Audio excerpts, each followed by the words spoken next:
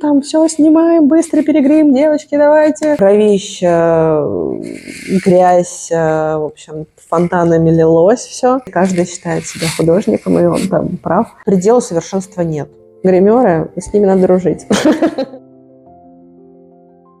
Привет! Сегодня у нас удивительная героиня и видео необычного формата. Помимо интервью, в котором Евгения расскажет о своей профессии и своем опыте, здесь будет небольшой мастер-класс по сценическому гриму.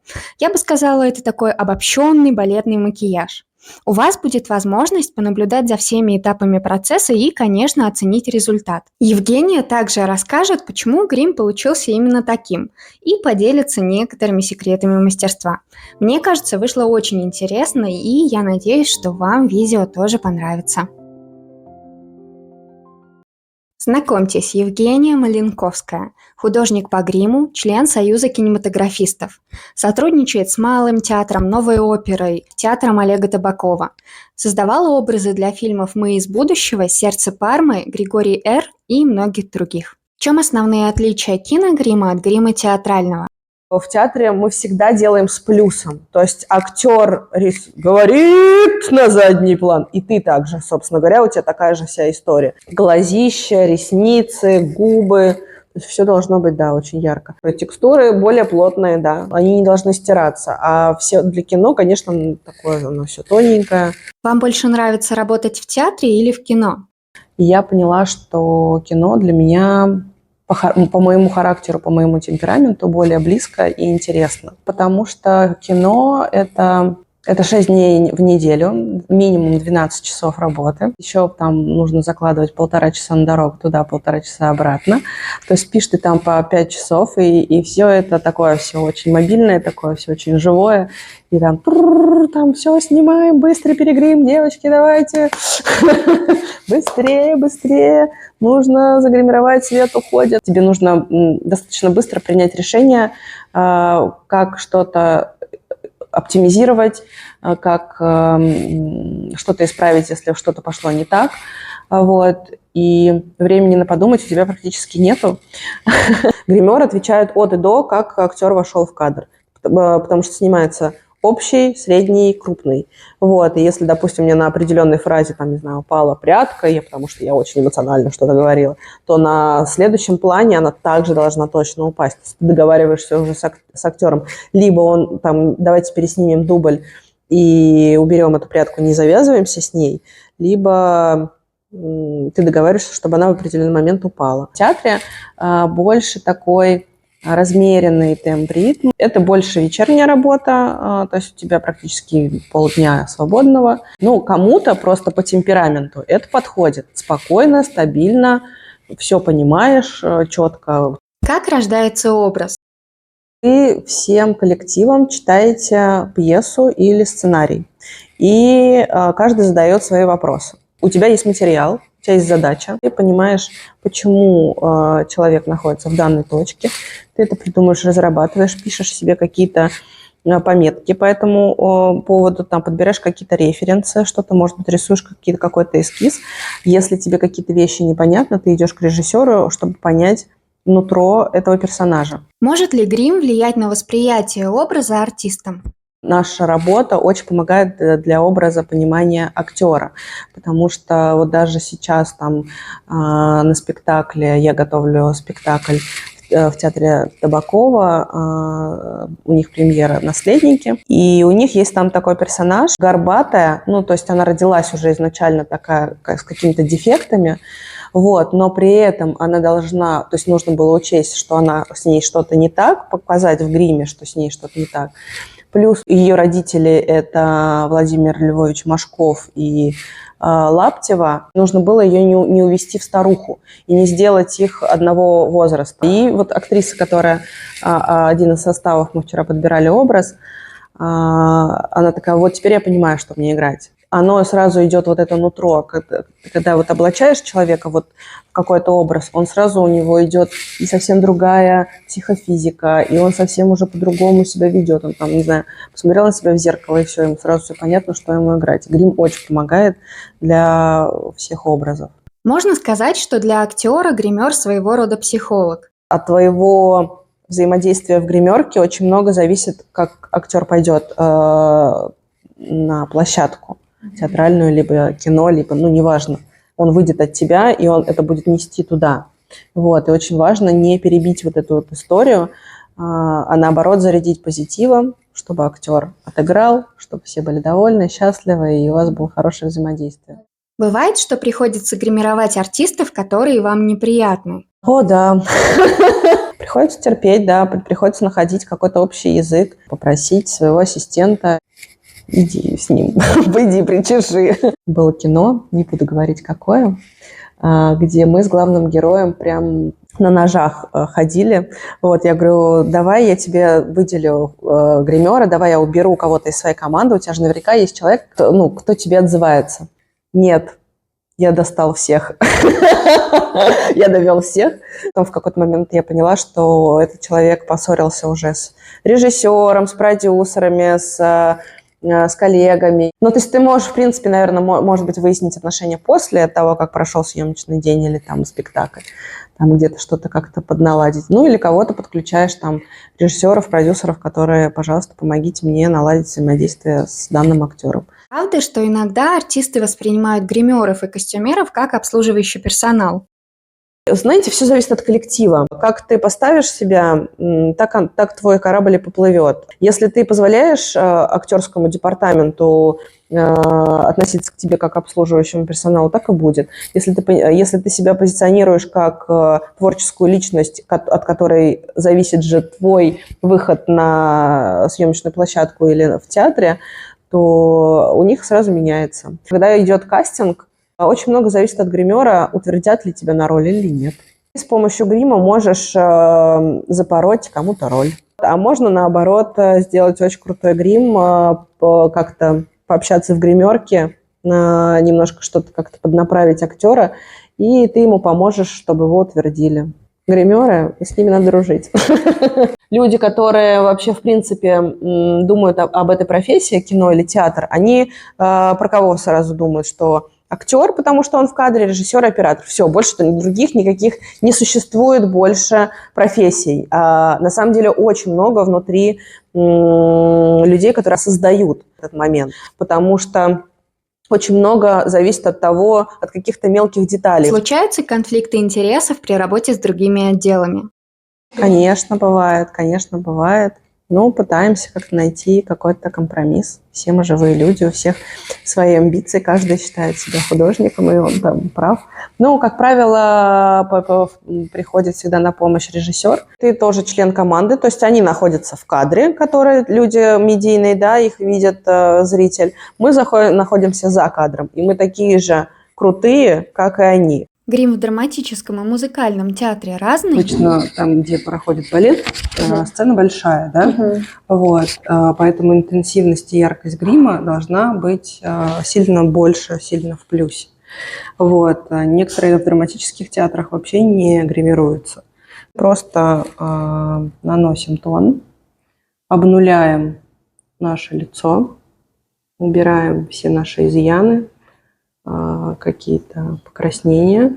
Какой косметикой пользуются гримеры? Есть профессиональный магазин Криолан, который, не знаю, знают все и гримеры, и актеры. Какие-то вещи там мне нравятся, какие-то вещи, там, например, декоративка. Декоративка я использую другие. Там, в основном я покупаю в Золотом Яблоке или ДБТ. Есть еще прекрасный магазин Сестра Грим, где вот есть такая прекрасная палитра румян на все случаи жизни. Но это как бы касается только, наверное, гримеров. Вы все это закупаете на свои деньги? Нет, это закупает театр или продюсеры для конкретной картины. Но выбираете вы, то есть вы Да. как бы составляете Я этот составляю список? смету, да. И в театре этим занимается отдел, который занимается закупками, вот, а в кино ты катаешься сам. Вот эта вот зона височная, то есть мы создаем как бы объем. Для чего мы это создаем? Чтобы на сцене и на экране не было плоским лицом. Вот, поэтому необходимо вот идти отсюда и затемнять шею.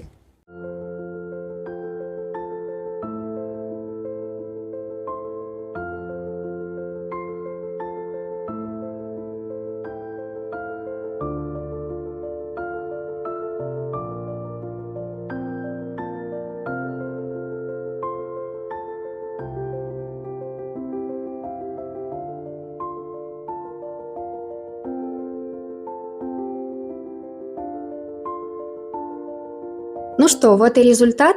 Заколка, конечно, очень красивая, и фиолетовые тени здорово подчеркнули зеленые глаза. Но выйти на улицу в таком образе я бы, наверное, не осмелилась. Мы продемонстрировали вам балетный макияж. Почему именно так, почему такой яркий? Для того, чтобы на большой сцене обязательно глаза были видны. Поэтому мы раздвинули вот эту часть и положили туда белые, чтобы вот глаз казался еще больше. Приклеили ресницы, чтобы тоже распахнуть взгляд. Ну и благодаря яркому макияжу увеличили глаза. Сделали яркие скулы и яркие губы. Чем ярче, чем больше ты рисуешь глаза, тем это как бы лучше.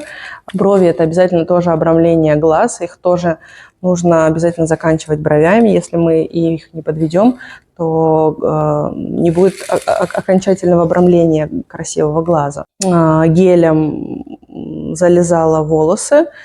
Сверху сделала пучок из своих волос и вставила туда для объема дополнительные волосы, чтобы пучок казался еще больше. Для того, чтобы увеличить объем своих волос, можно использовать просто обычные валики, которые продаются в парикмахерских магазинах. Можно использовать шиньончики, которые сразу можно делать из них какие-то прически. Вот. И есть еще очень классные, чудесные косы, там, если вдруг кому-то для какого-то образа нужна длинная коса, то это все в постижерных мастерских, в том числе вот в моей постижерной мастерской «Малинка». Вы можете всегда обратиться за любыми изделиями по постижу: бороды, усы, парики, шиньоны, валики и всякое такое. Может ли самоучка без специального образования стать востребованным профессионалом? Все приходит с практикой. И очень хорошо, если ты попадешь к хорошему мастеру, который тебя обучит. Если ты пришел, не знаю, там, посмотрел какие-то курсы, попробовал на себе, пришел на Мосфильм и сказал: я хочу работать художником по гриму, вряд ли тебя кто-то возьмет, потому что для этого нужен опыт. Сначала тебе нужно попасть под мастерием куда-то, посмотреть, понаблюдать, как вообще в принципе общается художник по гриму с актером, потому что это тоже очень важно. Держать вот эту субординацию, что ты можешь сказать, что ты не можешь. Где учиться на гримера? В регионах нет вообще образования по гриму, к сожалению. Это вообще прям беда. Это Москва, Питер, в Перми, по-моему, там что-то есть. Вот в Владивосток я в прошлом году ездила. Какими базовыми знаниями и навыками должен владеть каждый хороший гример? Это грим. То есть мы рассказываем, что такое грим, история грима, грим обрубовки, грим черепа, грим эмоций. Обрубовка – это когда лицо ты делишь на плоскости и понимаешь, где же нужно затемнять, в каком месте тут. Обрубовка как раз дает понимание, какие линии тебе нужно сузить и расширить. Ребята проходят пластическую анатомию, когда ты понимаешь, как крепится мышца и как правильно как раз по каким массажным линиям наносить грим. Они обязательно изучают рисунок и живопись, потому что это неотъемлемая часть художника. Не просто визажиста, а художник. Узоры, там, не знаю, аквагрим, то есть это все тоже обязательно нужно для художника. Нужно понимать цвет, свет, ты должен понимать на лице объем и сочетание красок, собственно говоря, потому что розовый цвет, например, может как освежить лицо, да, так и увести воспаленное лицо. Вот, поэтому ты должен понимать, какой же розовый тебе куда положить и для каких целей. Рисунок и живопись просто это неотъемлемая часть. Гример должен стричь. Ни один парикмахер никогда не подстрижет актера монтажно спустя месяц. Особенно это на мужских очень прям читается. Если, например, какая-то стрижка короткая с затылком на нет, и вот мы с вами там, например, общаемся, вместо меня сидит этот человек. А потом выход мы снимаем через месяц из этой студии. Естественно, он уже оброс. И никакой парикмахер не сделает тебе стопроцентную такую стрижку, какой бы он мастер не был. Потому что тут по стрижке тоже ты как художник должен чувствовать, сколько тебе миллиметров отстричь, чтобы было прям вот точно так же, как и было месяц назад. Учимся укладывать феном, учимся разным локонам. Есть исторические локоны, есть современные локоны. То есть вот это вот все тоже гример должен понимать, какие инструменты ему нужно взять и как накрутить волос, чтобы получить нужный результат. Исторические прически, естественно, с самого первого курса мы проходим от Египта и уже до наших дней. Пастиш с самого тоже начала, то есть мы даем базу, учим, как переносить мерки на болван, как натягивать тюль, узел. Разбираемся в материале, как помыть, как перечесать, как сделать трессы, как сделать крепе. Без того, что ты не умеешь шить пастиш, ты не гример. Что такое пастиш? Зачем он нужен? Что такое пастиш? Пастиш – это бороды, усы, парики, шиньоны. Все, что можно изготовить из волос, это все называется пастиш. Даже, извините, подмышки, волосатая грудь, волосатые ноги – это все мы тоже уже изготавливали. В прошлом году снимался фильм под названием «Жизнь» про всякие племена. Вот, и у них было как раз племя волосатых женщин, которым мы шили волосатые колготки. Для чего нужны парики? Ну, во-первых, у тебя, не знаю, короткая стрижка, а тебе нужно сделать длинные волосы. Ты можешь решить это несколькими, опять же, способами.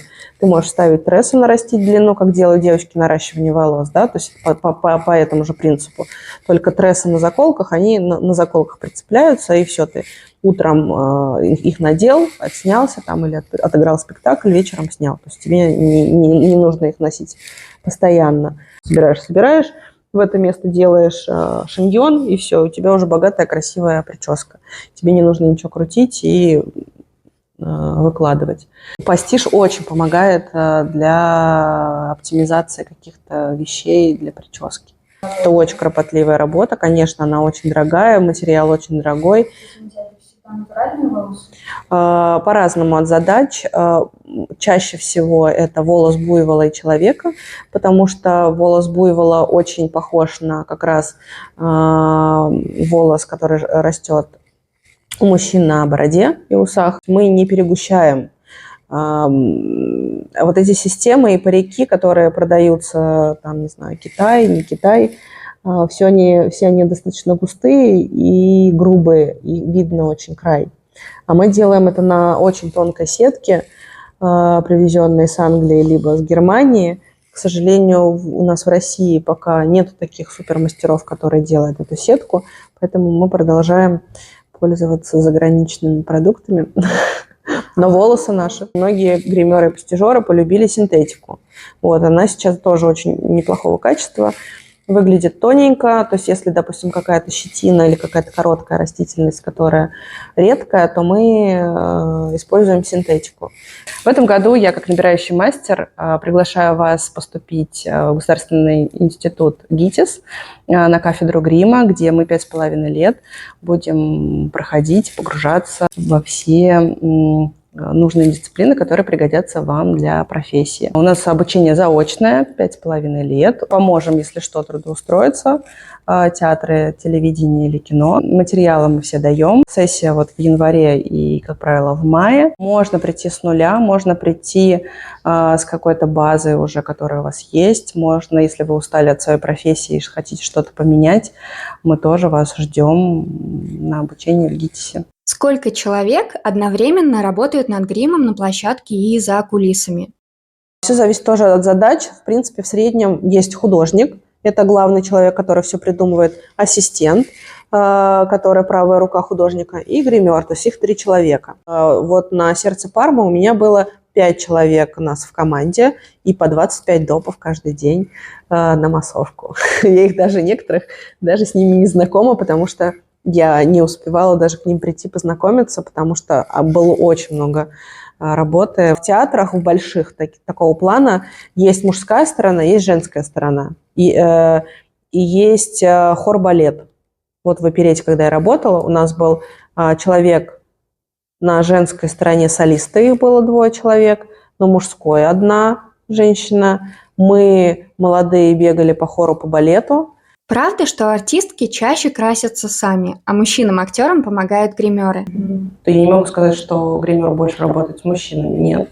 В плане кожи лица, ну, именно в гриме, наверное, да. А в прическе нет.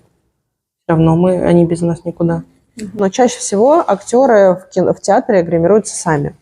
А в кино мы делаем от и до. Сколько времени в среднем уходит на грим? Подготовку, как правило, уходит где-то 1,5-2 часа утром. И осветителям нужно такое время, и там постановщикам, и костюмерам. Ну, в общем, как бы это 2 часа на подготовку утром перед съемками, это вполне себе нормальное время. И так как мы это делаем тщательно на крупный план, на большой экран, то уходит в среднем где-то час-полтора на образ женский, мужской, не знаю, там от 10 до 45 минут. Все зависит тоже от сложности. С кем из команды художник по гриму взаимодействует в процессе работы? Это большая командная работа. То есть вся команда должна дышать в унисон, чтобы получился классный продукт командный. Потому что если будет, конечно, каждый в свою историю идти, получится разная у всех история. Можно сделать одного цвета костюм и сольется с декорацией. Вот. Парик тоже, если это парик, то мы подбираем согласно там декорациям и костюму, и чтобы, естественно, подходила актрисе. Садится человек в кадр, ставится, залепляется свет, и все, этого старения вообще не видно. Вот, и ты просишь, давай, сегодня, может быть, там как-то вот что-то, какой-то полутень, там еще что-то пустим. Или, например, актриса, ты сделала из нее вообще супер конфетку, вообще там не подкопаешься, никаких синяков, никаких прыщей, ничего нету. Оператор ставит так свет, что лезут мешки, синяки и так далее. И как бы ты ни замазывал, там не ставил светлый корректор, ничего не помогает. А просто нужно поставить пеночку, и у тебя вообще этих мешков уже не будет. То есть этот тандем очень важен. И очень важно не бояться подойти и сказать об этом. Если ты боишься, не знаю, подойди ко второму режиссеру, чтобы он тебе помог. Расскажите про свои любимые проекты, которыми вы особенно гордитесь. Я застала «Метро», «Нотр-Дам», «Ромео и Джульетта». Такой был отрыв по гриму. Я вспоминаю с огромной теплотой «Нотр-Дам». Там были очень классно решены образы. Изначально очень классно был решен Квазимода. То есть мы там ему ничего не клеили, мы просто сделали гримом асимметрию. Лапен, предводитель бродяг, сами бродяги, все эти эсмеральды. Вспоминаю его с теплотой, плюс это молодость, там сколько мне было, 19 лет, наверное, когда это все было, даже 18, наверное. Эпогей моего пути в кино – это было «Сердце Пармы», мечта, на самом деле, любого художника по гриму. Почему? Потому что там возрастной грим, там нужно было персонажа провести от 19 до 50. Вот, там нужно было сохранять историческую моду.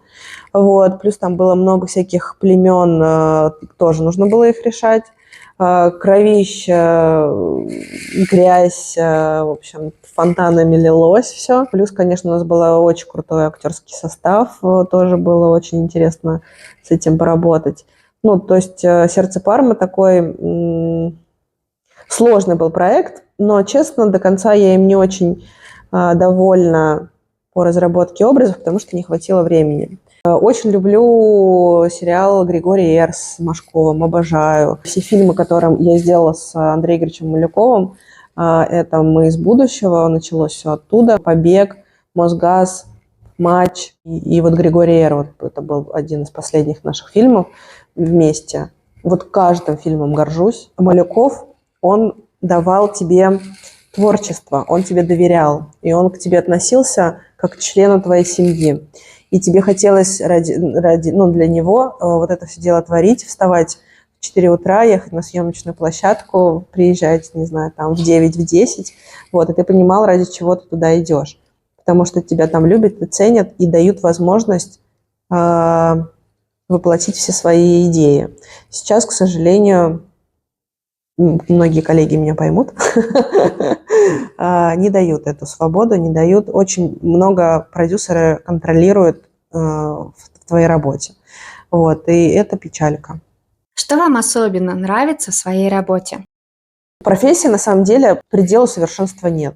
Вот это правда. Ты постоянно развиваешься. Я люблю, когда что-то новое, ты придумываешь, интересное, воплощаешь то, что у тебя в голове нарисовалось, и потом в какой-то момент, через какое-то время ты это воплощаешь уже на человеке.